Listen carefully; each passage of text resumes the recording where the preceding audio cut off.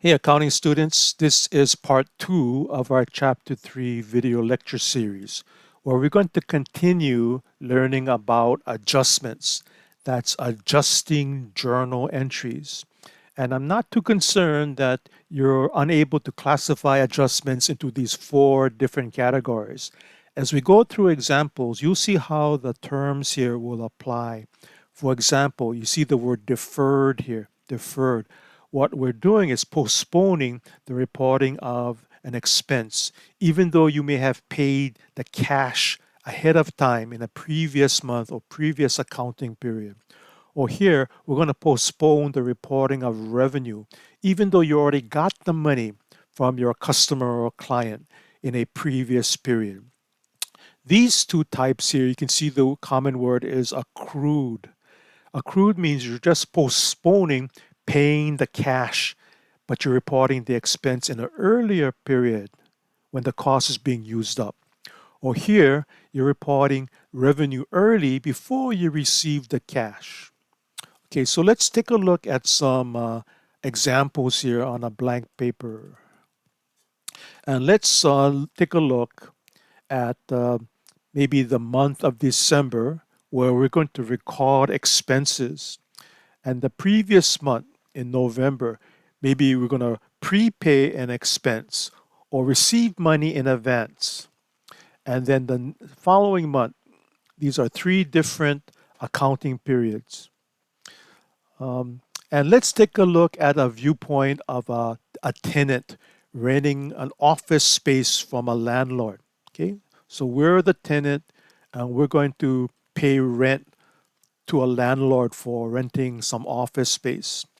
So let's say that in December, we're going to pay in the same month our December rent.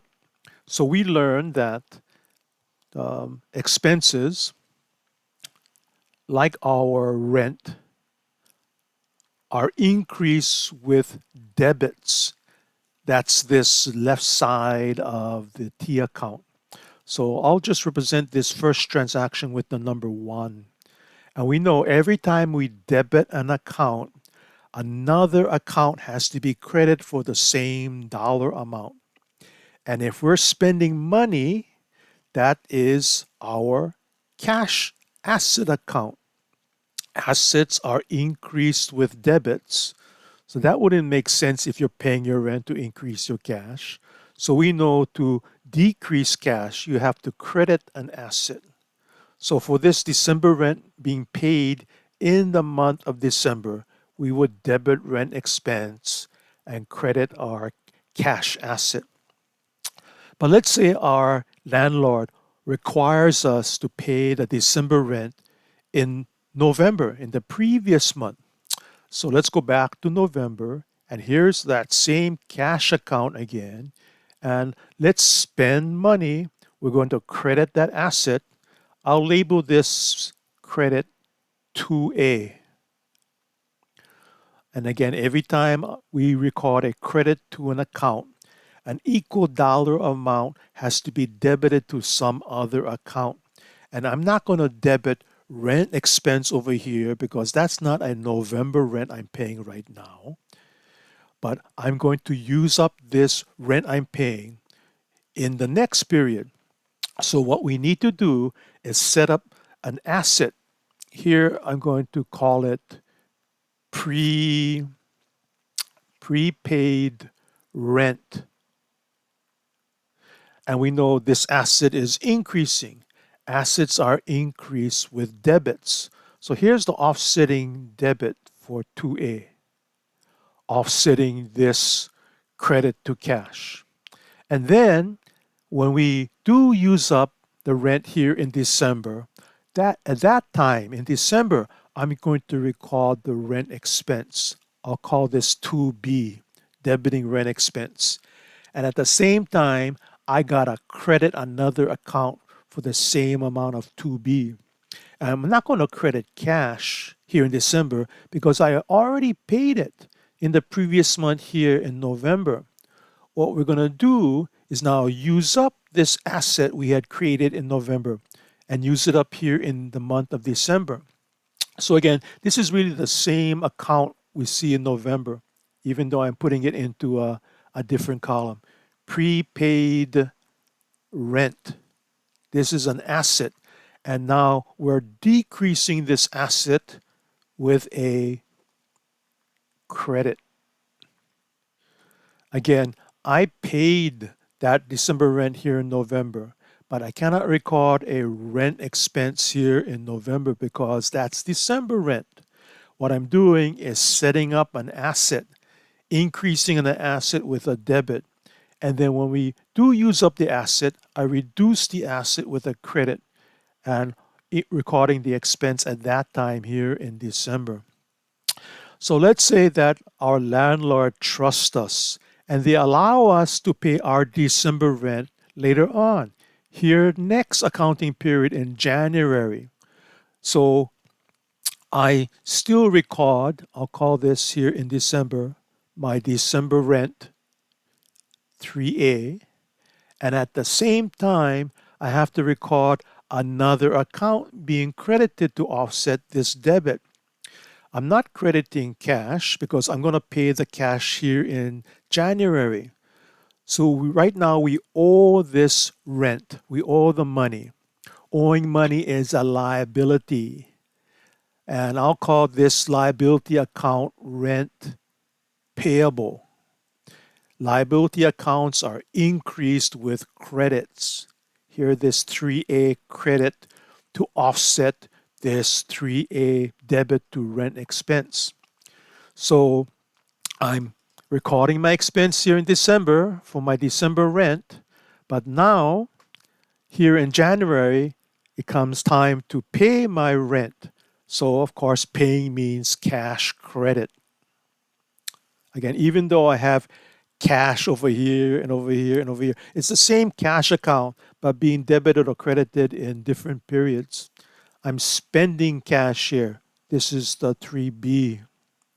And to offset this credit, I know I got to debit another account for the same dollar amount. And that's the same liability, rent payable, reduced with a debit. This debit is offsetting this credit, so now the rent payable liability account is zero after I pay off my bill for December here in January. Okay, so this represents the viewpoint of a tenant recording an expense. Here in number one, paying the cash in the same accounting period. Here in number two, paying ahead of time, setting up this prepaid account. Again, this is the one that's called deferral. I'm postponing the rent expense to the next period. Or here in number three, I didn't pay right away here in December. I'm paying it here in the next period, January. So now I have to so-called accrue a rent liability. And then I pay it off, reducing it in the next month. All of this is an example of the viewpoint of the tenant, who's incurring a rent expense. But now let's take the opposite point of view of the landlord who's going to be collecting the money for December rent, leasing out the office to our tenant just for the month of December. So let's get to a new screen here. And let's look at the same months. The month of December where our landlord is going to be earning the rent, and the previous month and the next month. So let's say that we have our revenue account. We'll call that rent revenue. And we know debit and credit rules for revenue. It's increased with credits. So here I'm going to report earning my rent revenue as the landlord. And in the same month, let's collect that money. Our favorite account, cash. Cash is an asset. We're increasing this assets. And we learned here in chapter 2 and 3, assets increase with debits. So debit cash, credit revenue for the amount of cash we receive for the current month's rent. Again, this is the viewpoint of the landlord. But you know what? I want my tenant to pay me early here in November. So let's collect the money now here in November. Cash again. Increase cash. I'll call this 2A. Now, this is not really a security deposit. Yeah, that's handled differently. All we're asking the tenant to do is pay us in advance for next month's rent. So I got half the transaction here, and I'm not going to credit rent here in November. I'm going to wait to December when I earn that rent. In the meantime, I got to credit another account for 2A to equalize my debits and credits for one transaction. So what we're doing here is we got the rent, but we haven't earned it yet. So let's call this account unearned rent. Maybe even unearned rent revenue. Even though you see the word revenue here, this is not a revenue account like this. Whenever you see the word unearned, that means you owe someone something. I owe my tenant rental space for the next month. Okay, owing something is a liability. Liabilities are increased with credits. Okay, so I got the money debit and I increase this liability credit. So now comes December and my tenant who had prepaid me uses that office. I gotta report my rent revenue. I'll call that 2B. And I need to record a related debit for 2B in some other account. Well, if I look at this account, my tenant, I don't owe my tenant rental space anymore. I gotta reduce this liability with a debit. So let's just rewrite this here in the month of December, that unearned rent revenue account. That's a liability. I reduce my liability here with a debit. Okay, debit the liability, reduce the liability to offset this amount here, and I credit my revenue to report I've earning this rent here in the month of December. But let's now trust our tenant to pay us off, not here in December, even though I'm renting them space here in December, but allow them to pay me that rent next month in January. But you still got to record the revenue here, 3A, in the month that you earn it, not when you collect the money. But if I credit this account, I know I need to debit another account for that same amount. I cannot debit cash right now because I didn't receive the cash here in December, but I have the right to receive cash. And we learned in a previous chapter that word receivable means the right to receive something, right? In this case, it's rent receivable asset.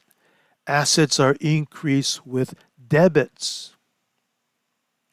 Okay, debit rent receivable, the right to collect the money, and record the rent revenue because we've earned it here in December.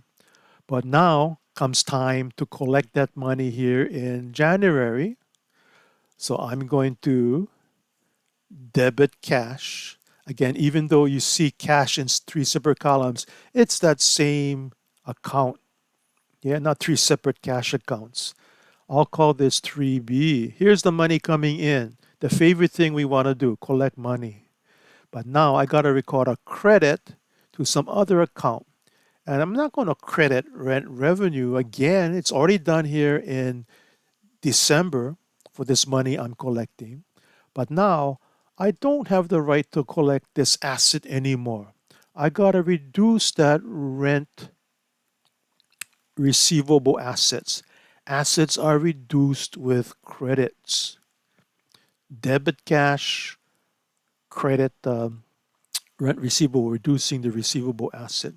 In all three cases, we report the revenue when we earn it here in the month of December.